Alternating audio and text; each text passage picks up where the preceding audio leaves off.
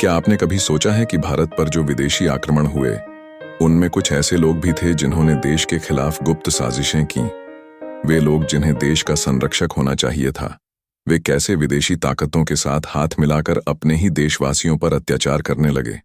यह कोई कल्पना नहीं, बल्कि इतिहास का कड़वा सच है।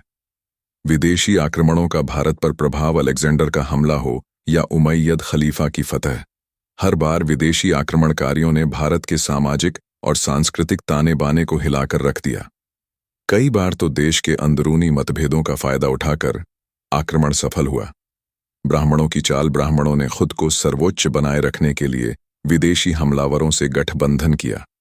अपने विरोधियों, विशेषकर दलितों, शूद्रों और बौद्धों के खिलाफ विदेशी ताकतों का सहारा लिया। उन्होंने विदेशी आक्रमणों को अपने राजनीतिक हित साधने का हथियार बनाया। गुप्त समझौतों की साजिश।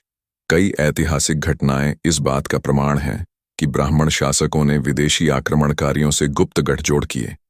इससे देश के कई हिस्से विदेशी नियंत्रण में आ गए और लोगों का उत्पीड़न बढ़ गया। सामाजिक नुकसान। इन साजिशों की वजह से भारत की एकता टूटी, सामाजिक असंतुलन गहरा हुआ और विदेशी शासन ने जड़ पकड़ ली। यह विभाजन भारत को दशकों तक गुलामी की जंजीरों में जकड़े रखता रहा।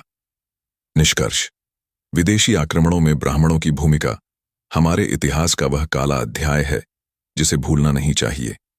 यह हमें सिखाता है कि सत्ता की लालसा में देश की एकता और जनता की भलाई को कैसे कुचला गया। अगर यह सच्चाई आपके मन को झकझोरती है तो इसे फैलाएं और जागरूकता बढ़ाएं।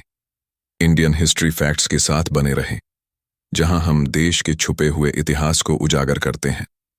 सब्सक्राइब करें और भारत को सच्चाई के प्रकाश में लाएं। देश प्रेम तभी सच्चा होता है जब हम इतिहास की कड़वी सच्चाई से भी आंखें नहीं फेरते।